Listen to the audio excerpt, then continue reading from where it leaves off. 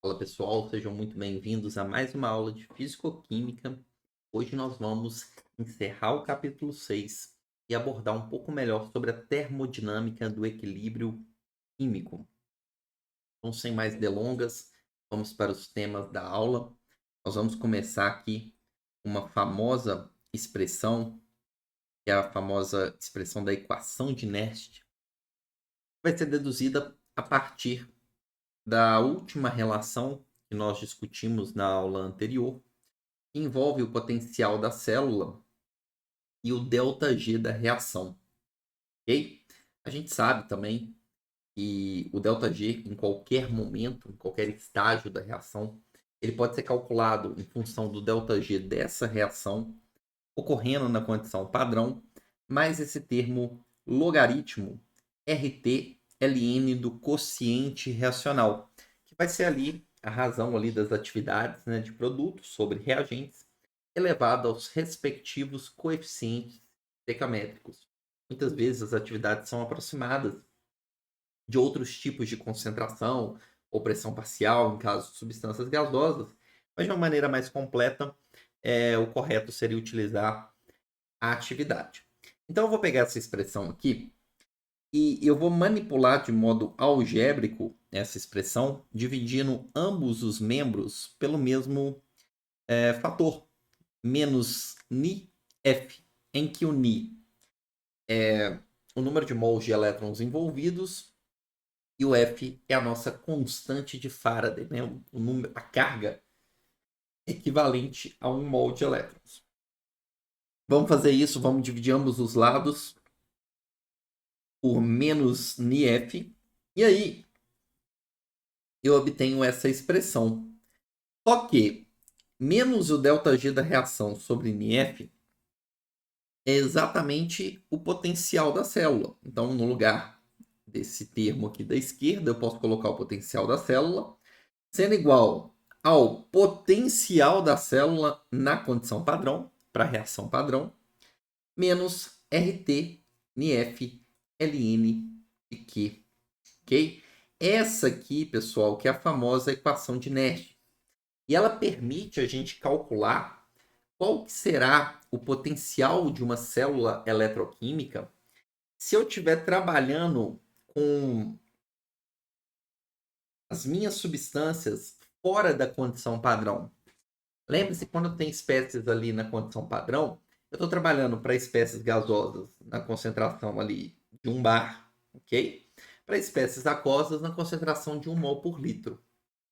Então, se eu estiver fora dessa condição, os potenciais que eu vou medir serão diferentes daqueles potenciais obtidos na tabela de potencial padrão. Ok? E essa equação, ela permite, a partir da equação acontecendo, a partir da reação acontecendo na condição padrão, determinar qual que é o potencial da mesma célula fora dessa condição, com as espécies em outras concentrações. Inclusive, trabalhando em temperaturas diferentes, porque a temperatura eu posso substituir aqui pelo valor do meu sistema em questão. Tá bom? Aqui do lado, pessoal, eu vou colocar aqui para vocês um gráfico que mostra a variação aqui, tá bom? O que eu tenho aqui é a diferença de potencial dessa célula fora da condição padrão e na condição padrão, né? Fora da condição padrão eu não tenho esse sobrescrito com essa bolinha, ok? Então aqui eu tenho a diferença de potencial na condição padrão e fora da condição padrão, dividido por RT sobre F, tá bom? E em função do quociente, do log do quociente racional, do logaritmo do quociente racional.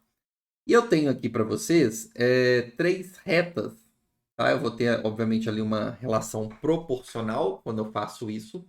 Eu tenho 3 retas e elas estão relacionadas ali, ó, cada uma representando um processo eletroquímico que contém um valor de Ni distinto. 1, 2 e 3. Lembrando que o Ni representa o quê? O número de mols de elétrons envolvidos.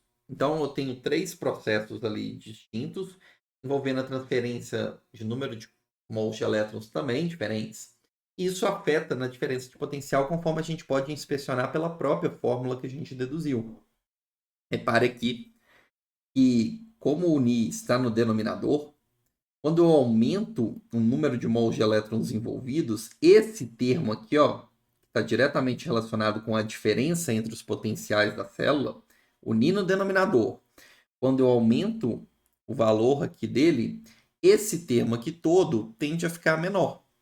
E ele representa o quê? A diferença de potencial. Então, reparem que, à medida em que eu vou trabalhando com coeficientes estequiométricos para os elétrons menores, a inclinação dessa curva ela vai diminuindo. Então, aqui eu tenho a diferença de potencial em função do log do quociente racional para o sistema eletroquímico. Repare que quando envolve 3 mols de elétrons, essa inclinação é menor do que quando envolve 2 e é menor ainda do que quando envolve 1. Então, quanto maior for o coeficiente estequiométrico para os elétrons, menor vai ser a alteração provocada pela modificação da concentração das espécies. Então, menos sensível é o potencial em função da variação da concentração das espécies. Perfeito? Então, isso que eu queria passar aqui para vocês nesse slide. Vamos avançar aqui, fazendo um exercício para a gente aplicar a equação de Nernst. Esse exercício aqui ele pede para a gente prever se a seguinte reação ocorrerá de modo espontâneo a 25 graus. A equação foi dada, ela se encontra balanceada e eu destaquei aqui para vocês os coeficientes estequiométricos das espécies envolvidas, do zinco sólido, do crômio aquoso, 3+, do zinco 2+, e do cromo sólido. Ok? Ele me deu quais são as concentrações que eu tenho das espécies dissolvidas, zinco 2+, e crômio 3+. Repare que essas concentrações são diferentes da concentração padrão que vale 1 mol por litro, e, portanto, eu vou ter um potencial dessa célula distinto do potencial calculado diretamente pela tabela de potenciais. Se eu fosse na tabela de potenciais, eu conseguiria extrair daquela tabela os seguintes valores para o potencial padrão de redução do zinco 2+, e do cromo 3+. Ok? Esses são os valores aqui. Ah, Bruno, beleza. Reparem o seguinte, o potencial de redução do cromo 3+, é superior ao potencial de redução do zinco 2+.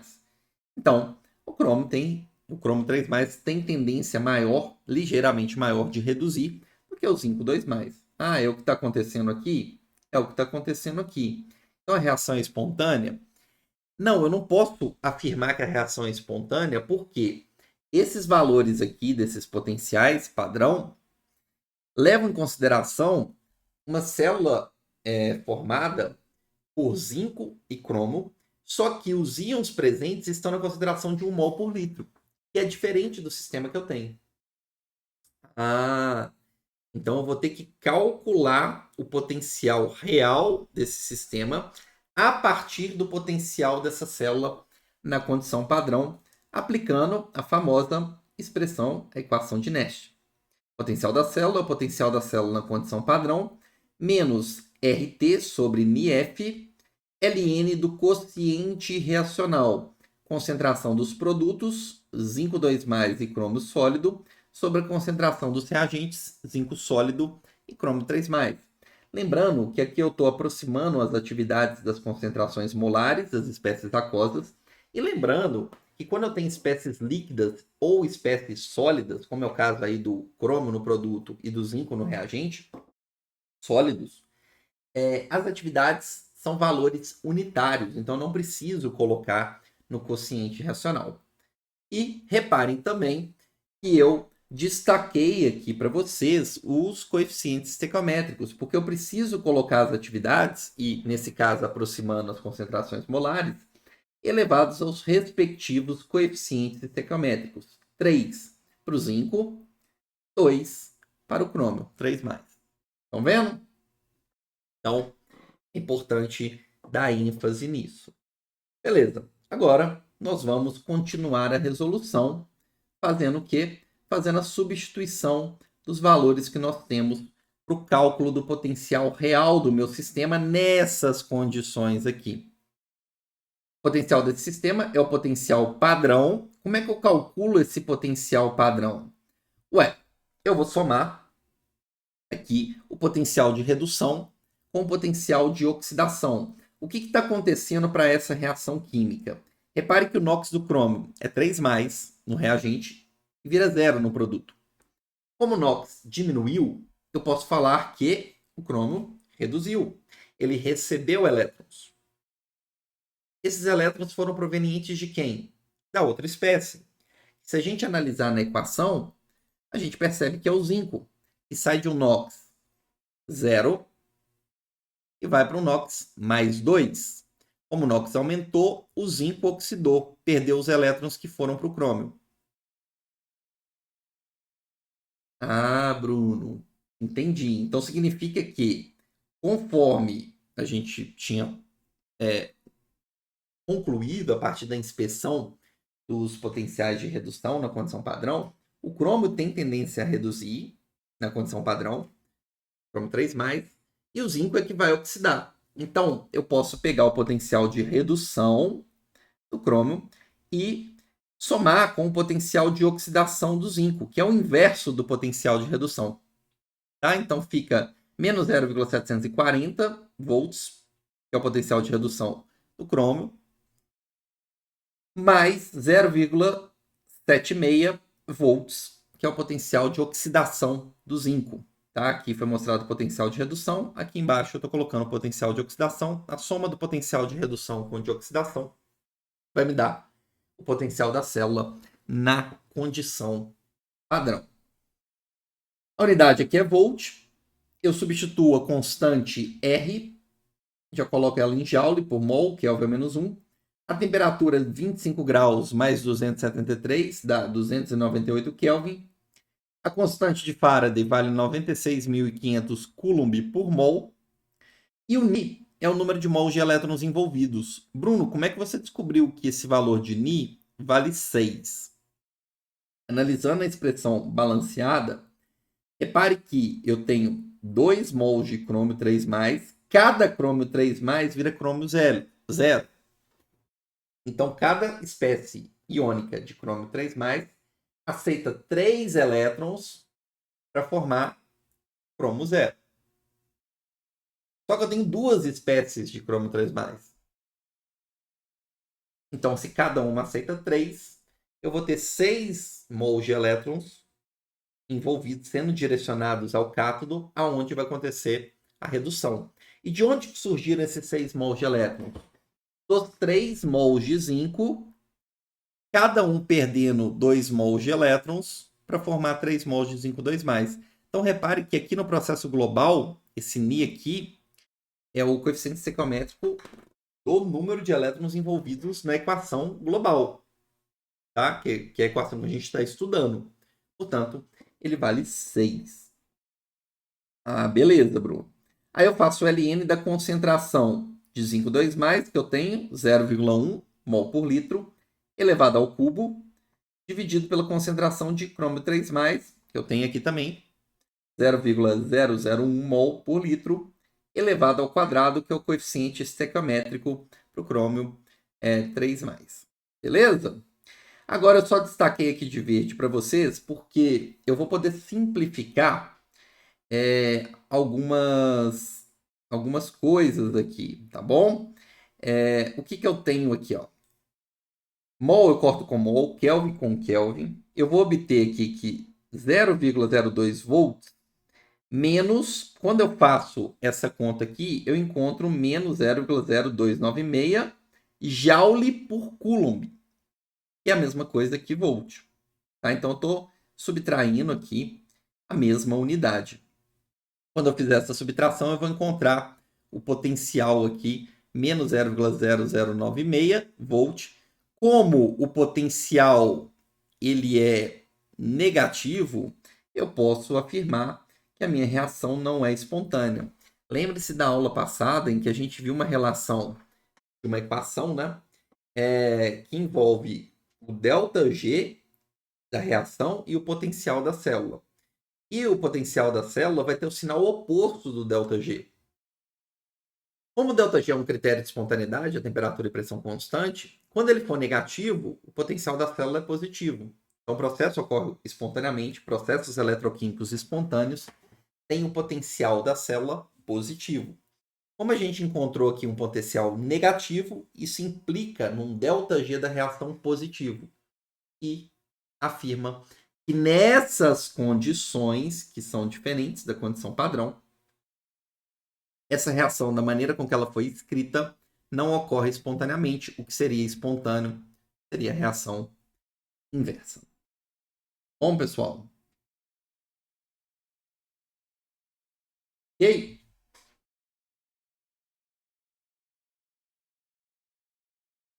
Vamos avançar. Vamos tentar descrever agora. Chegou o momento de descrever a pilha na condição de equilíbrio. Bom, como que eu faço para calcular, inclusive, a constante de equilíbrio de um processo eletroquímico? Vamos pegar a equação de Nash e vamos aplicar a condição do equilíbrio. A gente sabe que na condição de equilíbrio, o ΔG da reação vai ser nulo, consequentemente, o potencial da célula também é nulo.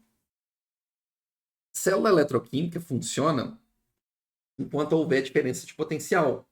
Mas à medida que ela vai funcionando, potenciais, a diferença de potencial vai ficando cada vez menor, até uma hora que ela iguala. E aí, tanto a reação direta quanto a reação inversa vão acontecer na mesma extensão. Quando isso acontecer, eu posso falar que minha pilha está numa condição de equilíbrio químico. E aí, naturalmente, o potencial da célula vai ser nulo. O potencial da célula vai ser igual ao potencial padrão, menos RT L sobre NF, Ln do quociente reacional. Porém, na condição de equilíbrio, esse quociente reacional ele vai ser uma razão de concentrações que não mudam mais. E se elas não mudam mais, eu vou ter um valor constante. Por isso, no lugar do Q, eu coloco o K, que representa a constante de equilíbrio desse processo eletroquímico. E aí, eu posso manipular algebricamente, falar que o RT sobre NF, Ln de K, é o potencial da célula, na condição padrão, e encontro uma relação que permite calcular o Ln da constante de equilíbrio. E olha só que interessante. Esse Ln da constante de equilíbrio aqui, ele vai ser calculado a partir de dados relativamente fáceis de ser obtidos. Do potencial padrão do meu processo, que eu consigo calcular inspecionando a tabela de potenciais padrão, e da temperatura que acontece o processo. O Ni, o F e o R eu também obtenho. O F e o R eu tenho, né? São valores constantes, e o Ni basta eu analisar qual que é o processo em questão. Então a gente consegue, com uma certa facilidade, prever a constante de equilíbrio de uma reação eletroquímica só a partir da temperatura em que ocorre o processo e dos potenciais, da diferença de potencial na condição padrão. Tá bom, pessoal? Aqui do lado eu tenho um exemplo interessante de uma pilha, a chamada pilha de concentração. Vamos tentar entender como que funciona uma pilha de concentração, tá? Uma pilha de concentração, o nome já está te falando. A única coisa que você vai ter distinto vai ser que essa pilha, geralmente, ela vai ser formada pelas mesmas espécies, tá? No ânodo e no cátodo, só que esses eletrodos idênticos vão estar imersos em soluções que têm concentrações distintas. Aqui eu coloquei para vocês aí um exemplo de um eletrodo, de um compartimento eletródico, para uma pilha de concentração do níquel 2+, ok? E tem aqui uma concentração de 10 a menos 3 mol por litro. E do outro lado, um compartimento eletródico com o mesmo íon, só que numa solução mais concentrada. Concentração de 1 mol por litro, que é a concentração padrão. Perfeito? Vamos tentar entender o que acontece durante o funcionamento de uma pilha de concentração. Então vamos lá. Vou tentar mostrar aqui para vocês o quadro.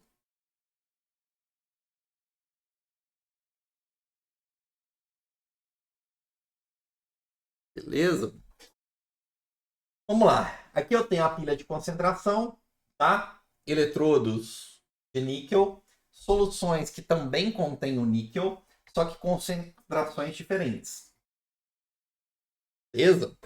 Repare o seguinte, uma pilha, no momento que eu tenho concentrações diferentes, pela própria equação de Nernst, eu vou ter potenciais diferentes em cada um desses compartimentos eletródicos. Correto? Correto. A pilha vai funcionar até o momento que ela entra em equilíbrio, que vai ser quando a diferença de potencial não existe mais. Então, à medida que a pilha funciona, a diferença de potencial vai diminuindo até o momento que é nulo. Só que, como as espécies presentes são as mesmas,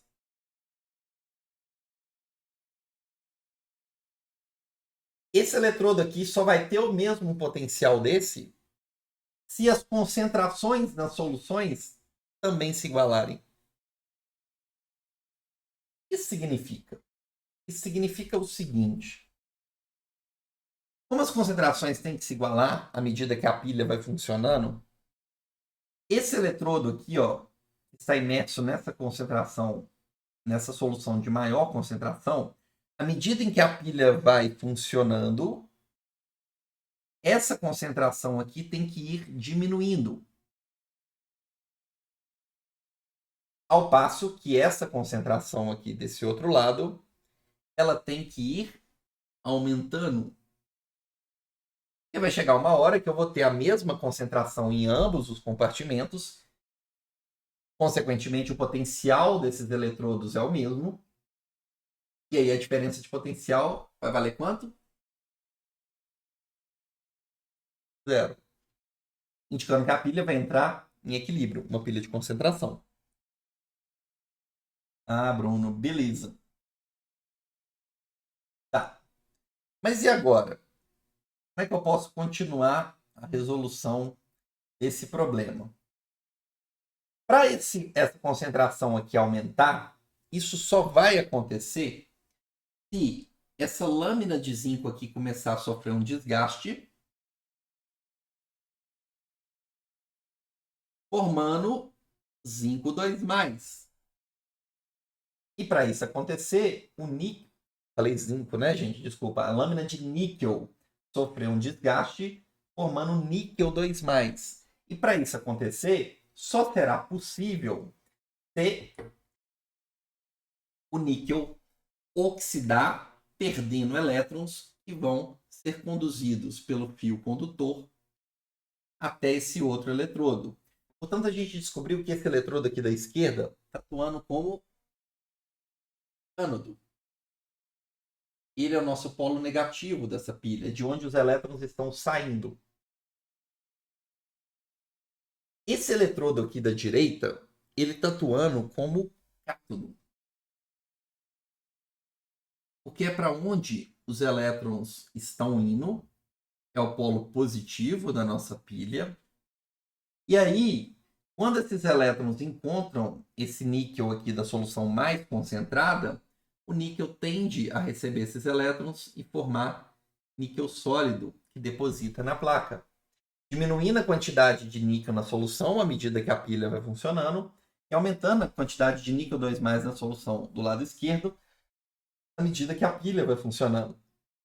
Vai chegar uma hora em que essas concentrações vão se igualar, consequentemente os potenciais dos eletrodos também, e aí a diferença de potencial vai ser nula, indicando o momento em que a pilha ela vai entrar na situação de equilíbrio químico. Então, no equilíbrio, eu vou ter a concentração desses reservatórios aqui idêntica. E aí, né, Se a gente analisar a fórmula que a gente acabou de demonstrar aqui, o Ln de K é igual a NiF, o potencial da célula, RT. Ok? Esse potencial aqui é o potencial na condição padrão. Só que repare o seguinte, quanto que vai valer, né? A diferença de potencial dessa célula na condição padrão, já que é o mesma substância que eu tenho no cátodo e no ânodo com as mesmas concentrações, vai ser nula.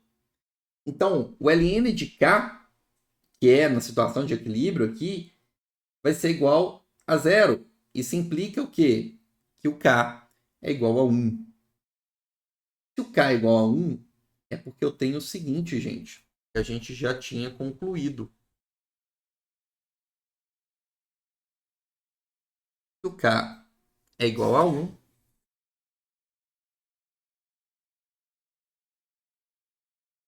é porque sua concentração de produto é igual à sua concentração de reagente. Tá? Então as concentrações têm que ser iguais na situação de equilíbrio. Perfeito?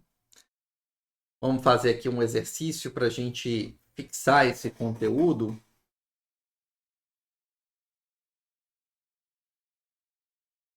Antes disso, eu acho que seria legal a gente trabalhar com uma situação aqui, ó. Acompanha aqui comigo.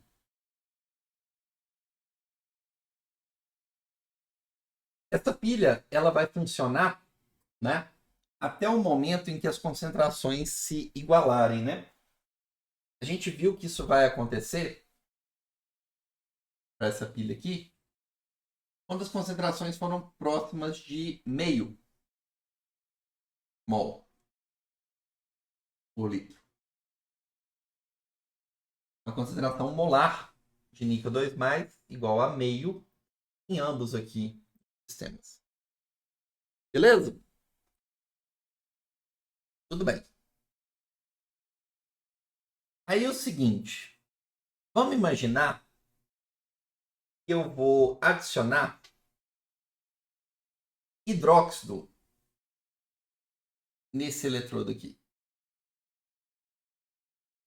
Então, olha só, a pilha está na condição de equilíbrio.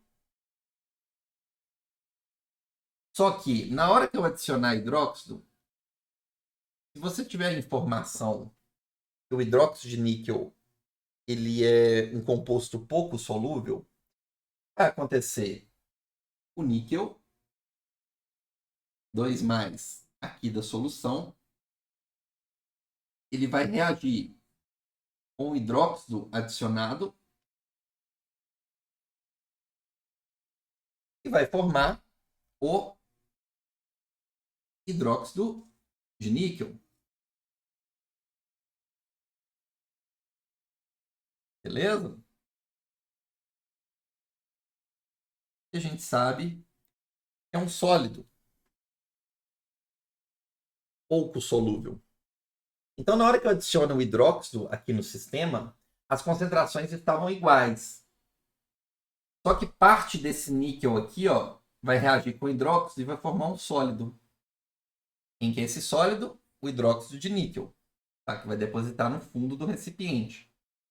O que vai acontecer com a concentração de níquel 2+ remanescente aqui na solução? Como parte do hidróxido consumiu o níquel, vai sobrar menos níquel na solução. A concentração aqui de níquel 2+ vai diminuir. E aí, ela pode passar, por exemplo, de 0,5 mol por litro para 0,4 mol por litro. Mudando a concentração, eu vou ter potenciais diferentes. E aí, a minha célula de concentração pode voltar a funcionar e vai voltar a funcionar. Por quê? Como as concentrações são diferentes, ela vai voltar a funcionar até igualar as concentrações. Para isso, o que tem que acontecer?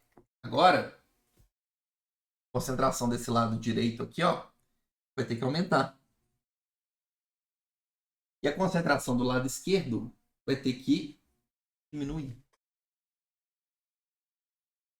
Ou seja, o processo vai se inverter. E para aumentar essa concentração, esse eletrodo de níquel vai ter que desgastar, mandando níquel para a solução. Então, esse lado aqui vai passar a atuar como ânodo. E ele que vai ser o polo negativo. Esse fluxo eletrônico aqui, ó, no fio condutor, vai inverter. E agora os elétrons estão saindo do lado direito e indo para o lado esquerdo. Aonde está chegando o elétron é o polo positivo e o eletrodo é denominado cátodo. Quantidade de níquel 2 aqui vai diminuir, e os elétrons estão chegando, parte deles vai reduzir com níquel, reduzindo a concentração. Então eu volto a fazer a pilha de concentração funcionar, até novamente eu ter uma situação em que eu vou atingir um novo equilíbrio químico, em que as concentrações novamente dos recipientes vão se igualar, com outros valores, obviamente. Tá bom? Então é interessante a gente ver isso aqui, que se a gente perturbar o nosso equilíbrio, a gente pode fazer a pilha de concentração retomar o seu funcionamento. Tá? Bacana, pessoal?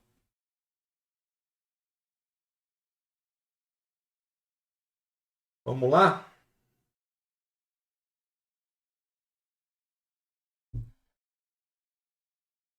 Vamos fazer aqui um exercício em que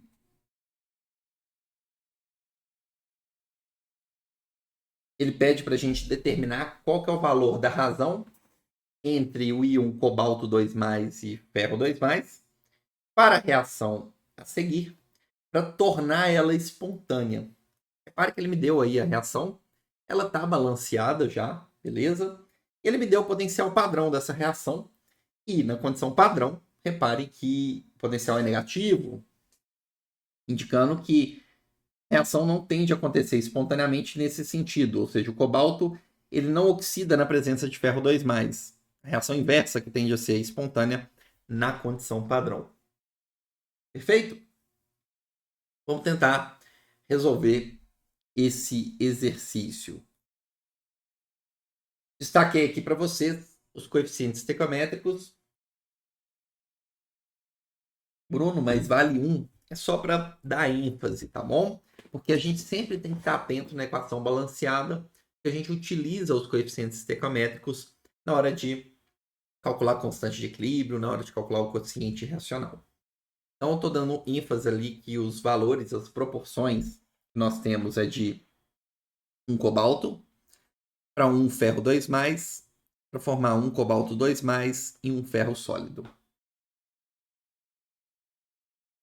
Beleza, vamos aplicar a nossa equação de Nash, porque a gente quer saber a partir de qual valor da razão cobalto e ferro aquela reação ela torna espontânea, ou seja, aquele potencial padrão, que na condição padrão 1 mol por litro de cobalto 2+ e ferro 2+, a gente sabe que esse processo ele não vai acontecer espontaneamente.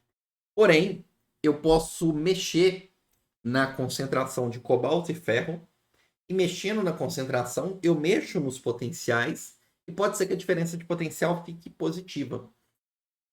A partir do momento que ela ficar maior do que zero, eu sei que o meu processo vai acontecer espontaneamente.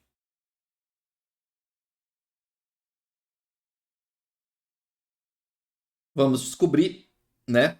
Então, quando que essa concentração aqui de cobalto 2+ e ferro 2+ torna esse potencial da célula igual a zero, porque aí eu sei que depois disso, qualquer outra concentração ali que faça o potencial da célula ser superior a zero vai fazer com que essa reação, da maneira com que ela foi escrita, ocorra espontaneamente. Beleza? Potencial da célula fora da condição padrão é igual ao potencial da célula na condição padrão, foi dado, menos 0,16 volts, menos RT sobre NIF. Eu tenho informação de tudo aqui dentro. R e F são constantes, a temperatura de 25 graus, ou seja, 298 Kelvin. E o coeficiente estequiométrico envolvido para essa reação vale quanto?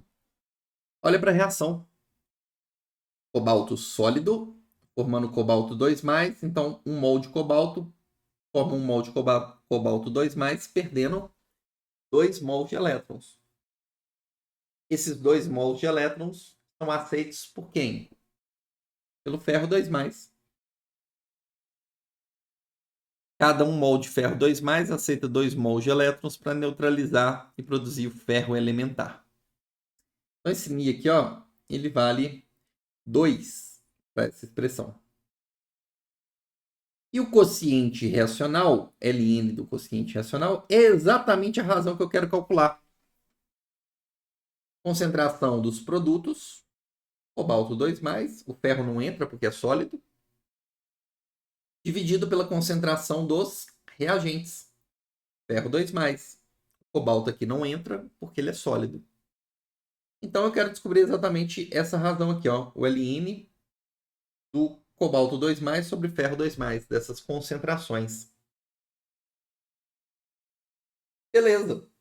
Eu posso falar que o Ln de cobalto 2+, sobre ferro 2+, das concentrações, né, é igual a menos... Passei esse termo todo aqui para o outro lado. E aí eu isolei esses valores, né? O que estava dividindo foi para o outro lado multiplicando. Tá aqui, ó, 2, que multiplica a constante de Faraday. O que estava multiplicando, eu passei para o outro lado isolando, dividindo. Constante dos gases e temperatura. Por que eu coloquei aqui de verde? Porque repare que eu vou simplificar tudo que eu tenho aqui. Mol a menos 1 com mol a menos 1. Kelvin a menos 1 aqui com Kelvin no denominador. E volt eu vou cortar com volt a menos 1. Coulomb dividido por Joule, né? Isso vai me dar volt, tá? Volt, beleza? Então, na hora que eu fizer essa manipulação matemática aí, vocês vão obter que o Ln da concentração de cobalto 2+, sobre a concentração de ferro 2+, é menos 12,46. Ou seja, a concentração de cobalto 2+, sobre ferro 2+, que anula o potencial da célula, é de 3,9 vezes 10 a menos 6. Ou seja, é elevado a menos 12,46.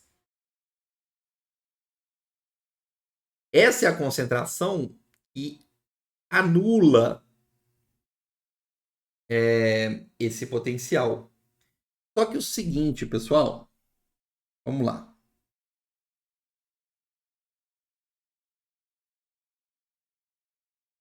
Vou mostrar aqui para vocês.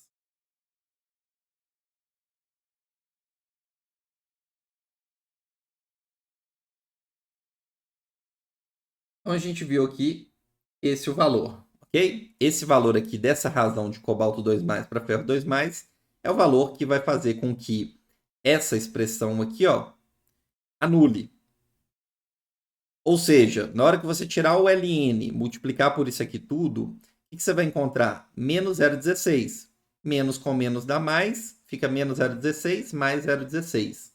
Então, estou querendo dizer aqui, ó, que esse termo aqui todo, que eu estou destacando aqui para vocês, isso aqui vai ter, quando a concentração for de 3, quando a razão das concentrações for de 3,9 vezes 10 a menos 6, isso tudo que está em verde aqui vai dar menos 0,16 volts.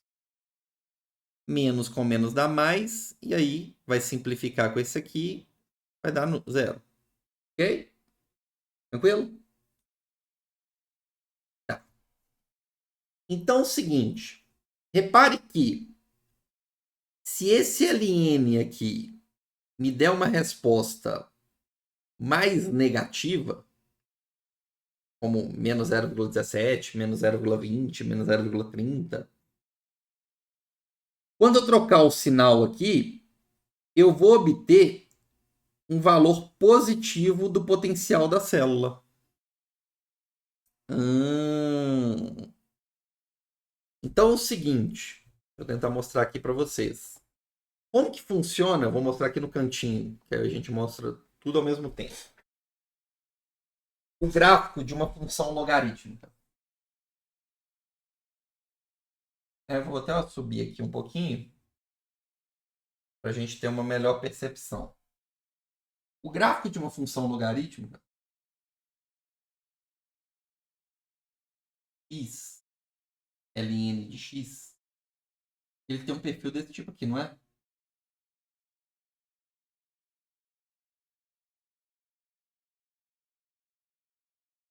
Ok? É isso?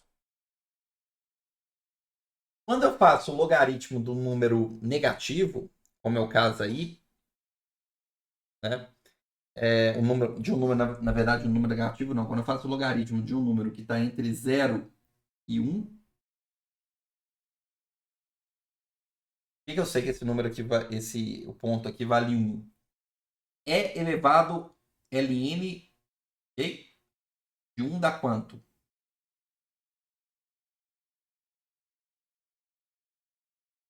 Bom, se você fizer aqui, ó, o ln de um número entre 0 e 1, o valor vai ser negativo. O ln de um número maior do que 1 vai te dar um resultado positivo. Tanto é que quando a gente fez aí, ó, o ln de 3,9 vezes 10 a menos 6, ele vai retornar o que para a gente? Vou colocar aqui, ó, 3,9 vezes 10 a menos 6. Vou pôr fora de escala, só para entender, tá, gente? Imagina que aqui você tem 3,9 vezes 10 a menos 6. O ln disso foi de menos 12,5. E aí, quando eu tenho essa razão de concentração, esse ln aqui vai fazer com que o potencial da célula se anule matematicamente ali. Se eu quiser obter um valor positivo desse potencial, deixa eu mostrar desse valor aqui, ó, ser positivo,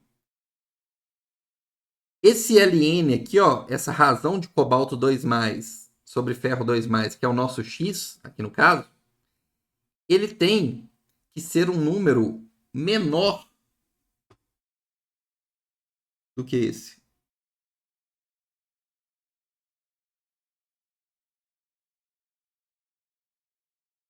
Ok? Por que disso? Porque se ele for um número menor do que esse, sei lá, 2 vezes 10 a menos 6, 1 vezes 10 a menos 7, alguma coisa que está à esquerda, aqui, ó, você vai ter um x mais, um x menor e um valor desse ln mais negativo, mais para baixo aqui, ó.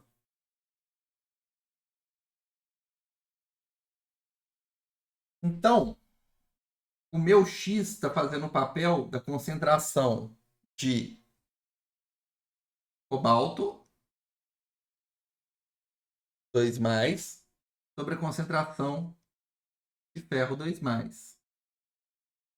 Quando esse x vale 3,9, a gente tem que o nosso potencial da célula vai dar 0. Quando esse x for menor do que 3,9, o ln vai ser um número mais negativo. Você vai obter algo aqui mais negativo do que menos 0,16, depois que você multiplicar por tudo. E aí, naturalmente, o seu potencial da célula vai ser positivo, indicando que o processo vai passar a ser espontâneo. Ou seja, quando a razão das concentrações é igual a 3,9, quando essa razão das concentrações aqui vale 3,9, você anula. Para você reduzir esse valor aqui, Ou você trabalha com uma concentração menor de cobalto ou com uma concentração maior de ferro. Qualquer uma dessas alterações que você fizer, aqui no caso, reduzir a concentração de cobalto ou aumentar a concentração de ferro, vão tornar essa razão um número inferior a 3,9 vezes 10 a menos 6. Portanto, o seu Ln vai ser mais negativo. E aí, quando inverter o sinal ali na equação de Nash, você vai obter um potencial da célula real maior do que zero, indicando que o processo, da forma com que foi escrito, passará a ser espontâneo. Ou seja, a partir desse momento, tá, para razões inferiores a 3,9 vezes 10 a menos 6, o cobalto sólido ele começa a oxidar espontaneamente na presença de ferro 2+. Tá bom? Então, com isso a gente resolve esse exercício aí. Encontramos, então, de fato, qual que é a razão de cobalto 2+ e ferro 2+, que vai permitir fazer com que a reação se torne espontânea. Tá? Então, a gente acabou de ver que isso acontece a partir do momento em que a concentração cobalto 2+ sobre ferro 2+, ela é igual a 3,9 vezes 10 a menos 6. Para valores menores do que esse, para qualquer situação que você mexa, reduzindo a concentração de cobalto ou aumentando a de ferro, tornando essa razão menor, seu processo passa a ser espontâneo, porque o potencial da célula passará a ser positivo.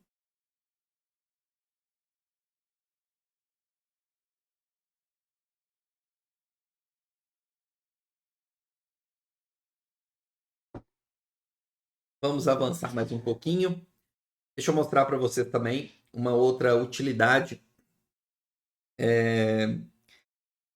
de poder, uma outra particularidade, facilidade, que você pode calcular também os coeficientes de atividade que nós trabalhamos lá no capítulo 5, a partir de algumas medidas eletroquímicas, medidas dos potenciais das pilhas, tá bom?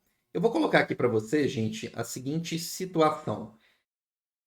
Eu vou pegar uma pilha hipotética, tá? Que eu tenho aqui um eletrodo de hidrogênio, tem um fio ali, condutor. Naturalmente, como eu não consigo ter um eletrodo sólido de hidrogênio, eu vou colocar esse hidrogênio em contato com o material condutor, com uma platina, um material inerte, porém condutor. Essa platina, em contato com o hidrogênio, está imersa numa solução de ácido clorídrico, e no outro eletrodo eu tenho o chamado eletrodo combinado de cloreto de prata com prata metálica. Esse eletrodo vocês vão ter maior contato com ele, sobretudo quando vocês forem trabalhar com potenciometria, lá na disciplina de análise instrumental, tá bom? Mas qual que é a reação que está acontecendo nessa pilha? Eu coloquei ela destacada para vocês aí no canto direito. Eu tenho o cloreto de prata reagindo com o gás hidrogênio, formando prata metálica e ácido clorídrico. Repare que a gente já consegue perceber que o gás hidrogênio ele tem um NOx igual a zero. Então, o hidrogênio aqui na molécula de H2 tem um NOx igual a zero. No ácido clorídrico, o NOx é mais 1. Ou seja, o hidrogênio está oxidando, perdendo 1 mol de elétrons, exatamente a quantidade aí de elétrons que está sendo transferido para o íon prata, que está presente aqui no cloreto de prata. Né? No cloreto de prata, o NOx da prata é mais 1, do cloreto, né? menos 1. E aí, no produto, a prata está com NOx zero. Então, a prata está aceitando elétrons, os íons prata aceitando elétrons, provenientes da oxidação do hidrogênio. Beleza? Se a gente for analisar a equação de Nash, eu posso falar o seguinte: o potencial da célula é o potencial da célula na condição padrão, menos RT sobre NF, Ln das atividades. Consideração dos produtos, atividades dos produtos. Lembrando que a atividade de sólidos vale 1, tá? É unitário. Então não preciso colocar, a mesma coisa que multiplicar por 1. Aqui a atividade do ácido clorídrico, como é um eletrólito forte, e a proporção, eu tenho um hidrogênio para cada um cloro, na hora que eu adicionar ácido clorídrico no meu sistema, eu vou ter a ionização. E eu vou ter a mesma quantidade de H+, e de Cl-. Não dá para a gente diferenciar, né, contribuição de cada um ali, né, no sistema. Então, as concentrações e, consequentemente, as atividades, elas vão ser idênticas para o H+, e para o Cl-. Beleza? Separei aqui, estou colocando elas, está multiplicando, dividido pela concentração dos reagentes. O sólido não entra porque tem a atividade unitária. E aí eu coloquei a atividade do gás hidrogênio elevado ao coeficiente estequiométrico meio. A gente viu que o coeficiente estequiométrico dos elétrons envolvidos vale 1. E somente para simplificação dos nossos cálculos, vamos supor que a atividade aqui desse gás também vale 1, tá? Para ficar mais fácil as nossas contas. Porque a gente está interessado em calcular os coeficientes de atividade das espécies, dos eletrólitos, das espécies iônicas. Então, eu estou interessado, basicamente, em conseguir calcular os coeficientes de atividade relacionados com as espécies H+, e Cl-. Então, a gente vai supor que essa atividade tem um valor unitário também para simplificação.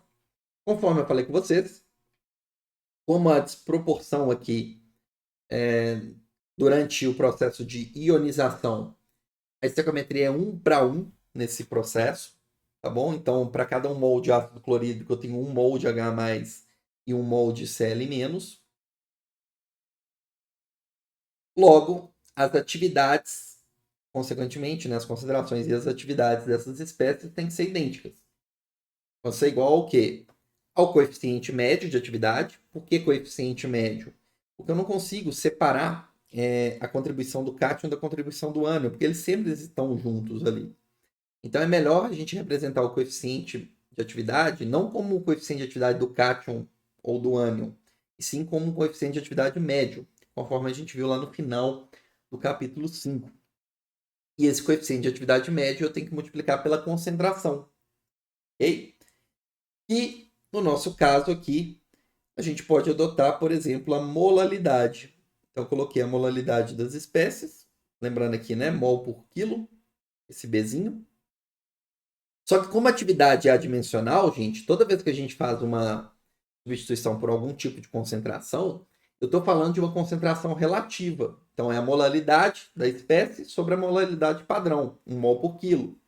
Se fosse pressão parcial, seria a pressão parcial do componente gasoso sobre a pressão parcial padrão, que vale 1 bar. Por quê? Porque eu estou simplificando as unidades e obtendo valores adimensionais. Mas como esses valores aqui são idênticos para o H+ e para o Cl-, é como se eu estivesse multiplicando isso aqui por isso aqui mesmo. É o que eu estou fazendo. É a mesma coisa de falar que é o coeficiente médio de atividade ao quadrado vezes a molalidade das espécies, que são idênticas também ao quadrado. Daqui em diante, tá? Eu vou aplicar a propriedade de logaritmo, ou seja, esse quadrado que está aqui no expoente, eu posso passar para cá, multiplicando, e aí eu posso pôr esse termo menos 2RT sobre F, que está em evidência, né? Ln do coeficiente médio de atividade vezes B. Quando eu tenho um produto no logaritmano, eu posso desmembrar isso numa soma de logaritmos de mesma base. Tá? Esse 2 veio do expoente, apliquei a propriedade de logaritmo, depois desmembrei, apliquei uma outra propriedade de logaritmo e obtive essa expressão. Quem que eu posso colocar em evidência? Eu posso colocar em evidência 2RT sobre F. E aí eu vou ter do lado direito menos o logaritmo do coeficiente médio de atividade, menos ln de B. O 2RT sobre F que estava aqui, eu passei para o outro lado dividindo. Ok? E para isolar, o ln de gama mais gama menos, né? O ln do coeficiente médio de atividade. Tá?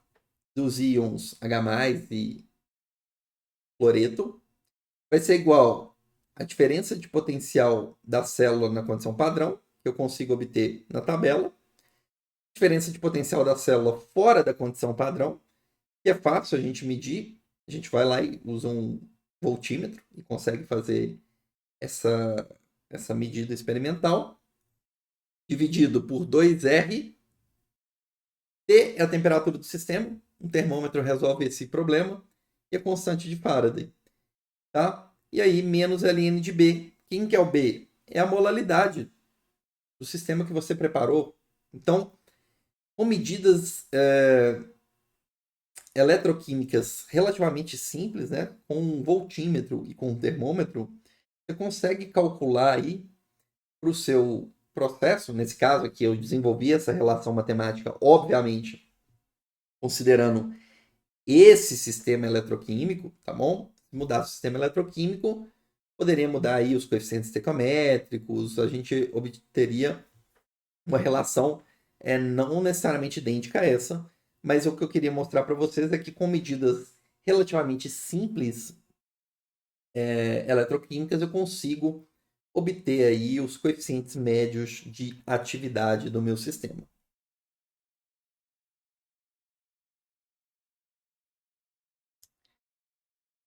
E aí, finalmente, está faltando a gente mostrar para vocês algumas funções termodinâmicas que também podem ser calculadas a partir de medidas elétricas simples, como a entropia e a entalpia. A entropia e a entalpia são funções termodinâmicas complexas, abstratas, mas que para processos eletroquímicos é relativamente tranquilo a gente obter essas informações da variação de entropia e da variação de entalpia do processo em questão. Vou mostrar aqui para vocês como.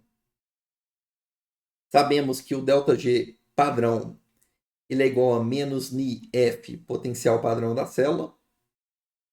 Se eu derivar em função da temperatura, eu vou ter que dΔRG padrão dt é menos NiF derivada do potencial da célula em função da temperatura. Como o Ni e o F são constantes, eu tirei ali, né, da derivada. Fiquei só com a derivada do potencial em função da temperatura. Coloquei para vocês lembrarem aqui que o ΔG, né, que a gente viu na aula relacionada com o princípio de Le Chatelier, o ΔG padrão é menos ΔRS dt mais ΔRV dP.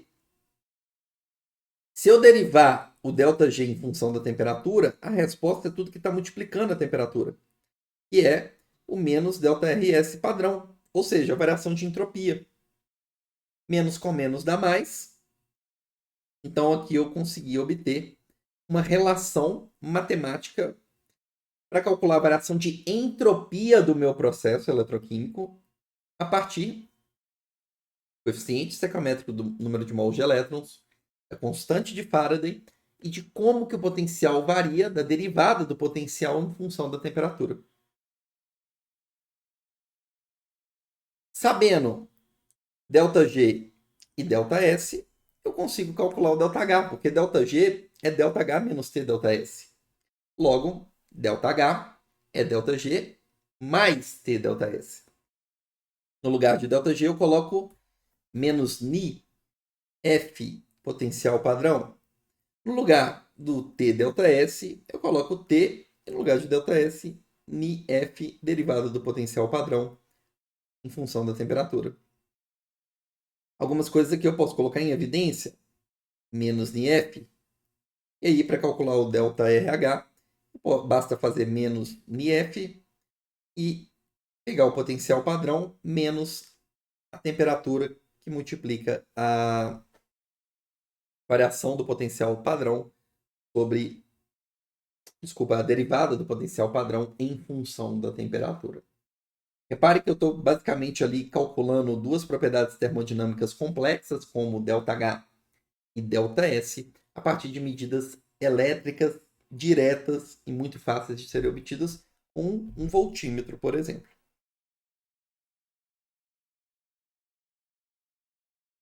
Vamos lá. Somente para finalizarmos aqui, eu vou mostrar para vocês um exercício para a gente aplicar esse conceito que a gente acabou de ver e conseguir calcular os valores de ΔG, ΔH e ΔS para uma reação eletroquímica, tá? Então vamos lá.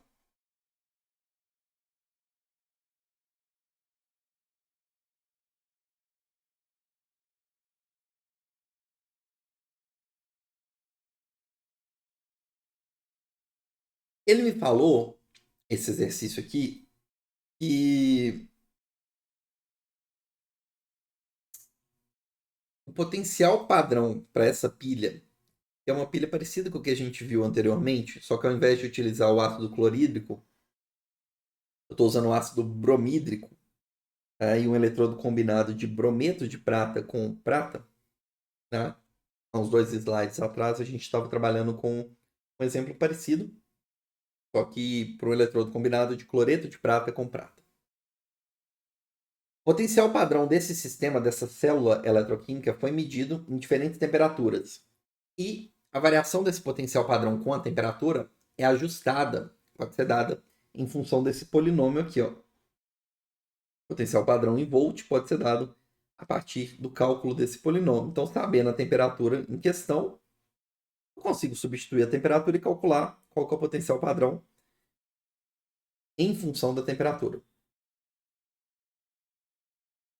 Tá bom? A reação da pilha é o brometo de prata reagindo com o gás hidrogênio, formando prata metálica e ácido bromídrico. Ok? Pede para estimar o ΔG da reação, o ΔH e o ΔS. Então vamos lá. Primeira coisa, para calcular o ΔG, eu preciso saber o potencial padrão. Eu quero descobrir isso a 298 Kelvin. Então eu substituo no lugar da temperatura 298. Nos parênteses eu vou ter o quê? A simplificação, 298 com 298, isso vai cancelar. Então esses dois termos aqui, ó, esse e esse vão se anular. E o potencial padrão, a 298 Kelvin, vai ser exatamente 0,07131, que é o primeiro termo do polinômio, volt. Sabendo o potencial padrão, para calcular o ΔG padrão, é menos NiF, potencial padrão da célula. Menos 1, 96.500 coulomb por mol é a constante Faraday. Potencial padrão a gente calculou aqui em cima. Bruno, de onde veio esse menos 1? Esse 1 aqui é o coeficiente estequiométrico do número de mols de elétrons no processo eletroquímico. A prata, o brometo de prata, o brometo é menos 1, a prata aqui balanceando é mais 1. Ela vira 0. Ela recebeu para cada 1 mol de brometo de prata, eu formei 1 mol de prata a partir do quê? Do recebimento de 1 mol de elétrons. Então, a prata reduziu, recebeu 1 mol de elétrons, foram provenientes do hidrogênio. Ok? Meio mol de gás hidrogênio está produzindo aqui 1 mol de ácido bromídrico. O hidrogênio sai de 0 para mais 1. Então, para cada 1 hidrogênio, eu estou produzindo aqui 1 hidrogênio com NOx mais 1. Tá? Então, o número de mols de elétrons envolvidos vale 1. Fazendo essa conta aqui, eu obtenho que o ΔG dessa reação, na condição padrão, vale menos 6.881,4 Joule por mol. Ok? A temperatura e pressão constante, esse sinal negativo do ΔG, indica para a gente que esse processo ele é espontâneo. A partir agora do ΔG, a gente vai também poder calcular, né? E desse potencial aqui padrão da célula, a gente vai poder calcular a variação de entropia. Mas para saber a variação de entropia, eu tenho que calcular como que o potencial da célula na condição padrão varia em função da temperatura. Então eu tenho que derivar esse polinômio. Okay? A derivada desse polinômio, derivada de uma constante dá zero. Aqui eu tenho a derivada desse segundo membro vai ser tudo que está multiplicando o T, menos 4,9 vezes 10 a menos 4. Esse último membro aqui, eu posso imaginar que o que está aqui dentro está elevado ao quadrado. Então, esse 2 vem aqui para frente, né? Estou derivando o polinômio. Fica menos 2, que multiplica 3,45 vezes 10 a menos 6. Aqui estava 2, 2 menos 1, T menos 298. Só que a gente quer calcular isso em qual temperatura? Na temperatura de 298. Se eu substituir esse T por 298, esse termo aqui some. E aí eu sei que a derivada do potencial padrão em função da temperatura, na temperatura de 298 Kelvin, vale menos 499 vezes 10 a menos 4 volt por Kelvin. Unidade de potencial dividido por unidade de temperatura. E aí basta eu substituir na fórmula do ΔS, substituindo Ni por 1, a constante de Faraday, e a derivada do potencial em função da temperatura que nós calculamos aqui em cima, obtendo um ΔS aí de menos 48,15 Joule Kelvin a menos 1, mol a menos 1. Por último, para calcular o ΔH, eu sei que ΔH é ΔG mais T ΔS. O ΔG a gente calculou, o ΔS também. A temperatura em questão é 298 Kelvin. Substituindo, a gente vai encontrar um valor de ΔH dessa reação de aproximadamente menos 21.230,1 Joule por mol. Reação exotérmica aí durante o funcionamento dessa pilha. A gente tem uma liberação de energia na forma de calor. Tá? E esse é o conteúdo energético liberado na forma de calor, tá bom? Que corresponde ao ΔH, a pressão constante. Pessoal, então é isso. Com isso a gente finaliza aí o nosso capítulo 6. Espero que vocês tenham entendido, tenham gostado. Agora eu fico disponível para as dúvidas nos comentários aí. Foi um prazer.